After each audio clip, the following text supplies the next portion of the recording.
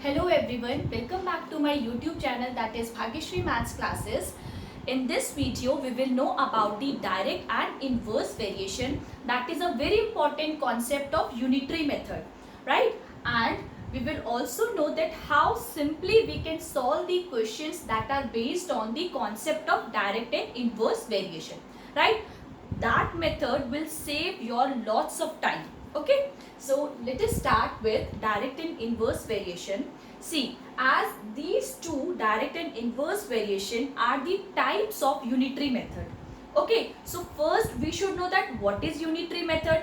So with the help of example, I will explain that what is unitary method. Okay, अब example क्या है कि suppose 12 books के लिए I have paid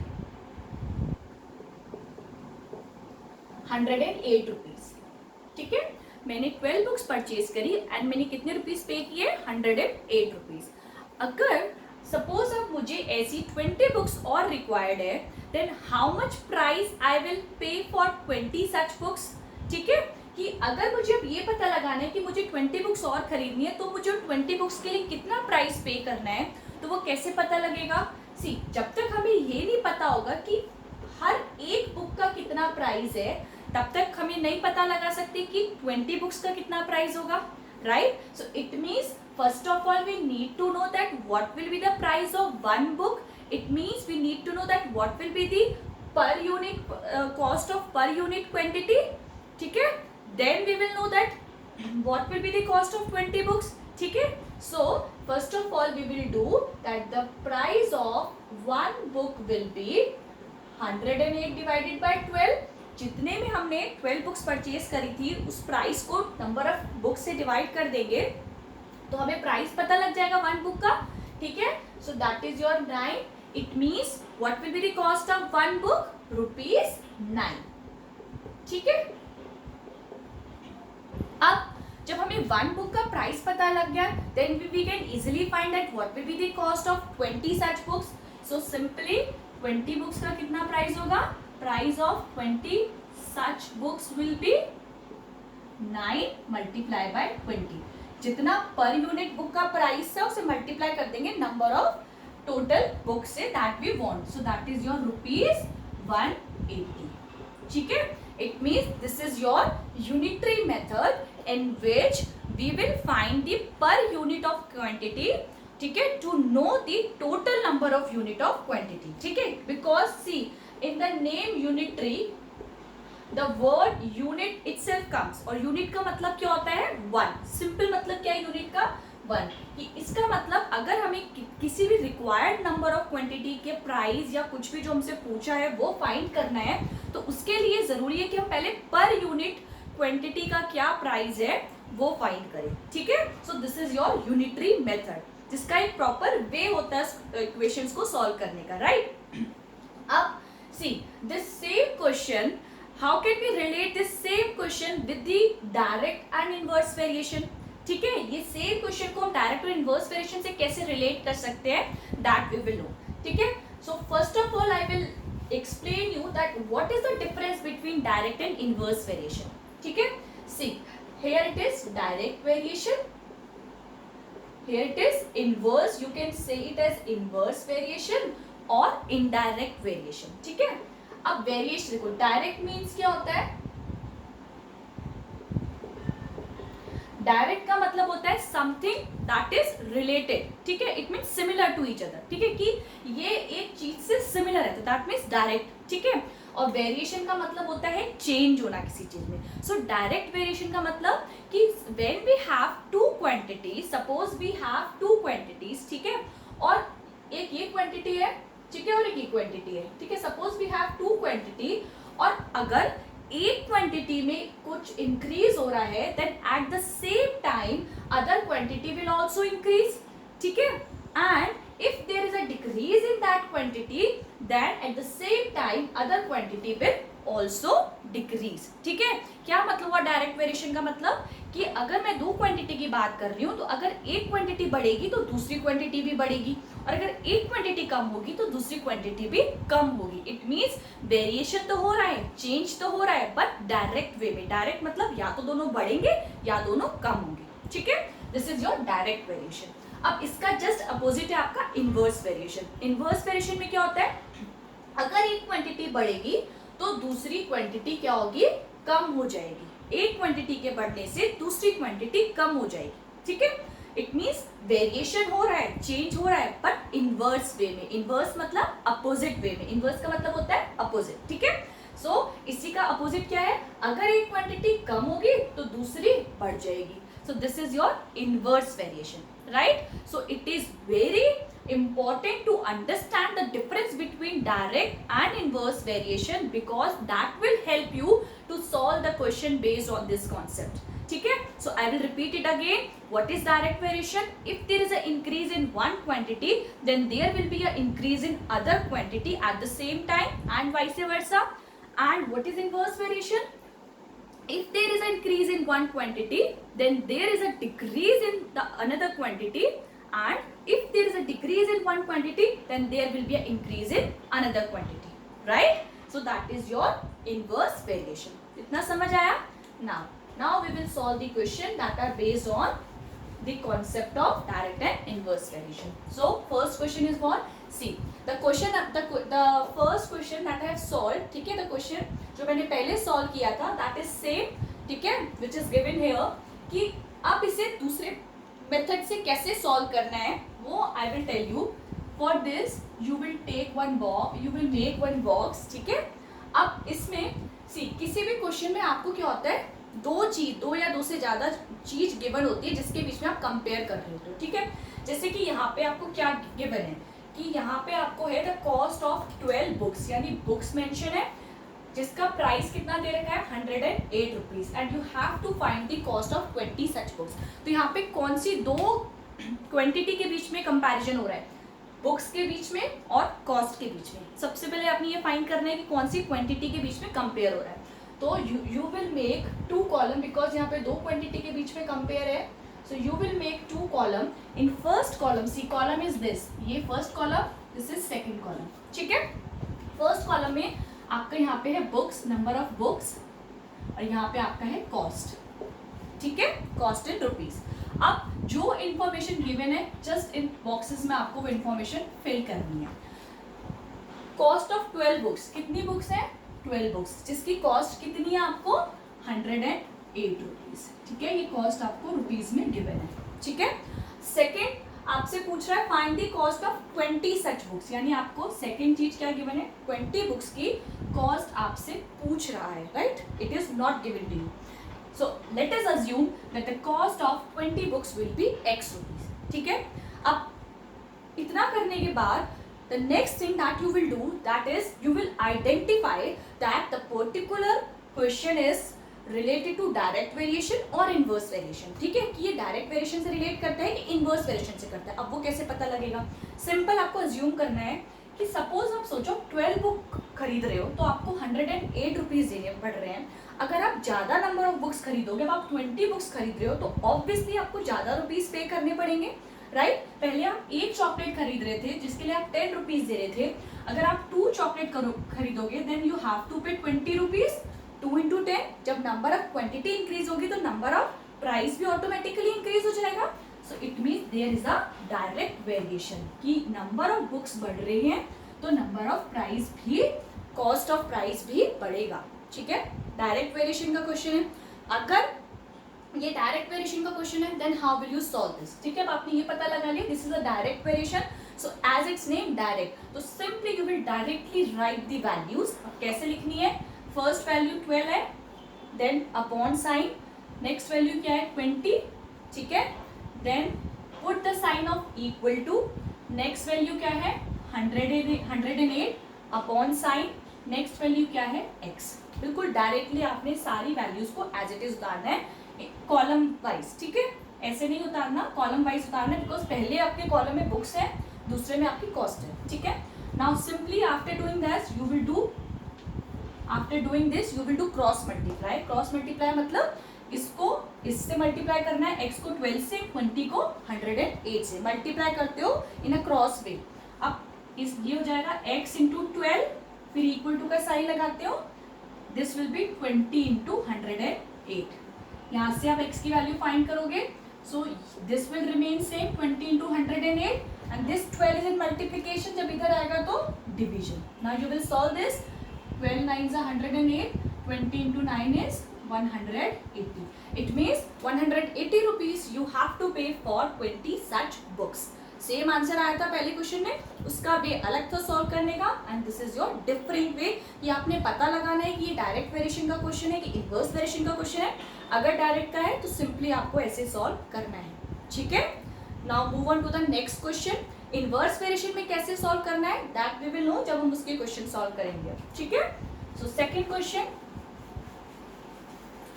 second question में क्या दे रखा है आपको, ये कार है जो यूनिफॉर्म स्पीड से चल रही है, मतलब सेम स्पीड से चलती है अगर, तो वो 135 किलोमीटर डिस्टेंस कवर करती है कितनी आवर्स में, 3 आवर्स में। यानी आपको एक चीज दे रखी है किलोमीटर में, यानी डिस्टेंस है, ये क्या है आपका डिस्टेंस गिवन है, और आवर्स यानी टाइम गिवन है। तो दो क्वांटिटी आपको, कौन सी दो क्वांटिटी गिवन है, you will make a box and right the quantities. First quantity आपको गिवन है distance, that is in kilometre, और यहाँ पे आपको गिवन है time, that is in hours, ठीक है। अब क्या क्या गिवन है, कितना चलती है, पहले अगर 135 किलोमीटर आपकी कार अगर ट्रैवल करती है तो कितने घंटे लेती है, 3 आवर्स, ठीक है। अब आपसे पूछता है how much distance it will cover in 2 hours, 2 hours में कितना डिस्टेंस कवर करेगी, तो it mean this you have to find, और 2 आवर्स में कितना कवर करेगी, ठीक है। It mean let us assume कि वो x किलोमीटर कवर करेगी। After making the box you will identify कि ये क्वेश्चन डायरेक्ट वेरिएशन का है कि इनवर्स वेरिएशन का है। अब कैसे पता चलेगा, ऑब्वियस है, अगर एक ही स्पीड से गाड़ी चल रही है और वो 3 घंटे में 135 किलोमीटर चल रही है 3 आवर्स में, तो 2 आवर्स में 135 से कम चलेगी, राइट। ये तो ऑब्वियस है कि अगर 3 आवर्स में वो 135 चल रही है तो 2 आवर्स में इससे इस डिस्टेंस से कम डिस्टेंस कवर करेगी। इट मीन्स यहाँ पे डिस्टेंस कम होगा और यहाँ पे भी टाइम कम हो रहा है। What is direct variation, if there is a increase और डिक्रीज, ठीक है, in one quantity in respect to another quantity, that is your what inverse direct variation, ठीक है। तो मतलब ये डायरेक्ट वेरिएशन का क्वेश्चन है। अब डायरेक्ट वेरिएशन का क्वेश्चन है, so you will solve directly, ठीक है। फर्स्ट कॉलम में 135 अपॉन सेकेंड में x इक्वल टू का साइन, यहाँ पे 3 अपॉन 2, ठीक है। Cross multiply, it will be x into 3, ये इक्वल टू का sign 2 into 135, put x here, this will be 2 into 135 divided by 3. Now 135 will go in 3 by 45 times, 3 4s are 12, 1 will be there 15, so 3 5s are 15. 45 into 2 is 90 kilometre. It means 2 hours में कितना cover करेगी वो, 90 kilometre cover करेगी, ठीक है। इसका मतलब 3 hours में उसने 135 किलोमीटर कवर किया कार में, तो 2 आवर्स में कितना करेगी, 90 kilometre. It is very easy to find. Simply आपने ये फाइंड करना है कि वो डायरेक्ट वेरिएशन का क्वेश्चन है कि इनवर्स का। अगर डायरेक्ट का है तो इस तरीके से करना है, ठीक है। इनवर्स का है तो कैसे करना है, that I will tell you, ठीक है। Now move on to the third question, ठीक है। थर्ड क्वेश्चन में क्या कह रहा है वो कि 50 वर्कर्स है जो कि किसी काम को पूरा करते हैं 5 मंथ्स में, ठीक है। सो हाउ मेनी मंथ्स, कहते हैं in how many months the same work can be done by 125 workers, ठीक है। यहाँ पे कौन सी दो चीज आपको गिवन है, वर्कर्स, ठीक है, एंड मंथ्स, ठीक है। यानी कि you will make a box,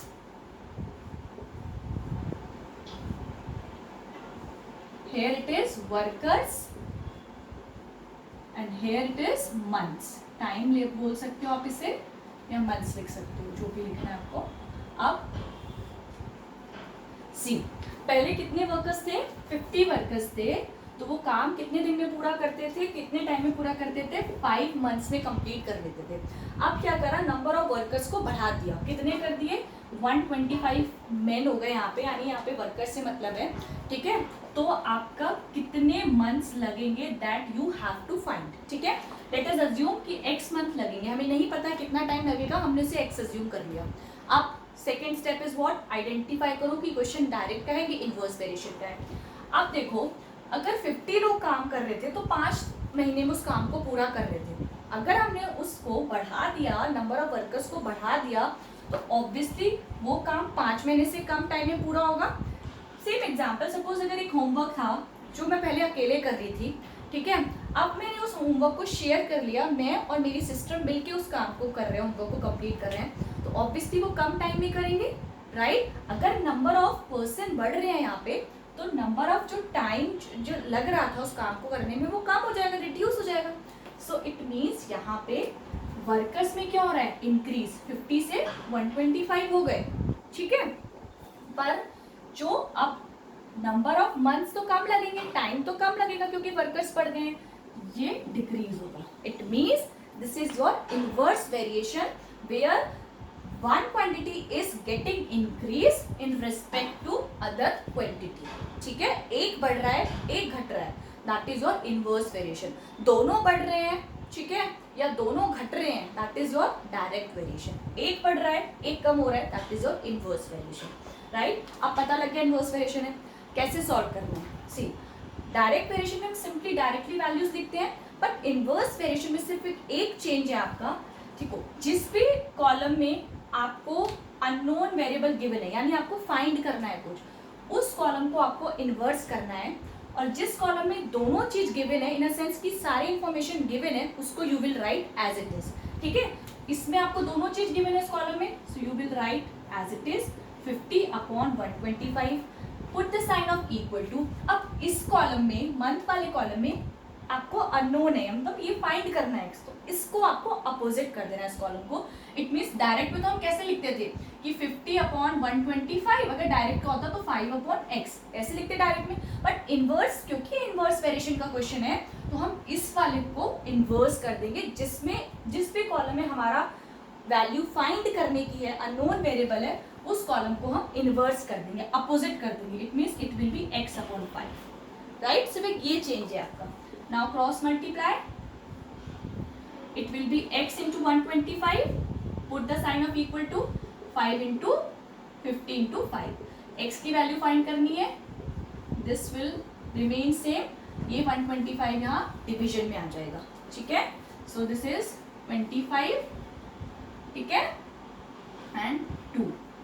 It means how many months will be taken by 125 workers. Now वो कितने टाइम में पूरा कर देंगे इस काम को, 2 मंथ्स में. ठीक है, कितने टाइम्स में पूरा कर देंगे, 2 मंथ्स में. ठीक है, तो क्या करना है, जब आपको पता लग गया ये इनवर्स वेरिएशन का क्वेश्चन है, तो सिंपली जिस भी कॉलम में या जो भी आपको जो क्वांटिटी पूरी तरीके से गिवन है उसको तो आप एज इट इज लिखोगे, और जिसमें जिस भी क्वांटिटी में या जिस कॉलम में आपको फाइंड करनी है कोई वैल्यू, उसको आप इन्वर्स करके लिखोगे, अपोजिट करके लिखोगे, and rest of the method is same. ठीक है, so you will get your answer. ठीक है, now move on to the last question, that is, इसमें क्या गिवन है, एक हॉस्टल है जिसमें कितनी नंबर ऑफ गर्ल्स हैं, 50 गर्ल्स हैं. ठीक है, अब 50 गर्ल्स है तो उनका जो फूड प्रोविजन है वो कितने दिन चलता है, 40 डेज. फूड प्रोविजन मतलब कि जो भी उनके लिए वीट आता है, मतलब होल वीट आता है, राइस आता है, जो भी उनके लिए खाना आता है वो कितने दिन में कंज्यूम कर लेते हैं, 40 डेज में कर लेती हैं 50 गर्ल्स. ठीक है, अब क्या हुआ, नंबर ऑफ गर्ल्स बढ़ गई. If 30 more girls join the hostel, 30 और गर्ल्स ने हॉस्टल ज्वाइन कर लिया, यानी 50 पहले थी, 30 और आ गई, यानी कि 50 + 30 दैट विल बी योर 80. ठीक है, तो आपका वो जो फूड प्रोविजन था कितने दिन चलेगा. सो you will make the box. दो कौन सी क्वांटिटी आपको गिवन है, एक गर्ल्स है और दूसरा फूड प्रोविजन है. ठीक है, number of days of food provision, यानी कि डेज निकालो. ठीक है, समझ आया. फर्स्ट कितनी गर्ल्स थी, 50 गर्ल्स थी, तो आपका कितने दिन फूड प्रोविजन चलता था, आपका खाना कितने दिन में कंज्यूम करती थी, 40 डेज में. ठीक है, अब आपकी नंबर ऑफ गर्ल्स कितनी हो गई, 50 + 30, क्योंकि 30 more girls have joined this hostel, so it means अब कितनी हो गई, 80. तो अब आपको पता लगाना है कि ये जो फूड प्रोविजन था वो कितने दिन तक चलेगा, ठीक है। यानी कि इसको अज्यूम कर लो x कि अब वो जो कंज्यूम करते थे वो कितने दिन में कंज्यूम करेंगे उस खाने को। तो अब यहाँ पे आप देखो, अगर 50 गर्ल्स थी तो वो 40 दिन में उस खाने को कंज्यूम कर लेती थी, ठीक है। अब अगर नंबर ऑफ गर्ल्स बढ़ गई, खाने वाले बढ़ गए, कंज्यूम करने वाले बढ़ गए, तो ऑब्वियसली वो खाना कम दिन चलेगा, फूड प्रोविजन कम दिन चलेगा। इट मीन्स यहाँ पे आपका क्या हो रहा है, इंक्रीज। गर्ल्स तो बढ़ी हैं बट अब वो खाना जो कंज्यूम कर रहे थे वो कम दिन चलेगा। That means there is a inverse variation, ठीक है। अब इनवर्स वेरिएशन का क्वेश्चन है तो जिस भी कॉलम में अननोन वेरिएबल है उसको अपोजिट करना है, रेस्ट दूसरे कॉलम को एज इट इज लिखना है। सो इसको तो सेम लिखेंगे 50/80, put the sign of equal to. इस कॉलम में हमें फाइंड करना है कितने दिन चलेगा, नंबर ऑफ डेज वाला, ये हो जाएगा x/40, ठीक है। अगर ये डायरेक्ट वेरिएशन का होता तो डायरेक्ट क्या होता, 40/x होता। Because it is of indirect और इनवर्स वेरिएशन तो इसका अपोजिट हो जाएगा। Cross multiply, it will be x into 80 equal to 40 into 50, right. So यहाँ पे आपको x की वैल्यू फाइंड करनी है, keep x here, this will be 40 into 50/80, ठीक है। Solve this, 41 42 is 80 and this will 25. It means अब वो कितने दिन चलेगा खाना, जो पहले 40 डेज में कंज्यूम करती थी 50 गर्ल्स, अब 80 गर्ल्स उस फूड को 25 डेज में कंज्यूम कर लेगी, right. So it is very easy to solve such questions that are based on the concept of direct and inverse variation. Simply हमने पहले क्वांटिटी को कंपेयर करना है, आइडेंटिफाई करना है कि डायरेक्ट का है कि इनवर्स वेरिएशन का है। डायरेक्ट का है तो सारी वैल्यूज को डायरेक्ट पुट करना है, ठीक है। इस वे में मतलब सिंपल डायरेक्ट पुट करना है। अगर इनवर्स वेरिएशन का क्वेश्चन है तो सिर्फ एक चेंज आएगा, जिस भी कॉलम की आपको सारी वैल्यू पता है वो तो डायरेक्टली लिखोगे, जिसकी नहीं पता है उस कॉलम को आप इनवर्स करके लिखोगे, अपोजिट करके लिखोगे, and then you will do cross multiply and you will get your answer, right? So hope you will like this video and this will save your time too. This concept, this method will save your time too.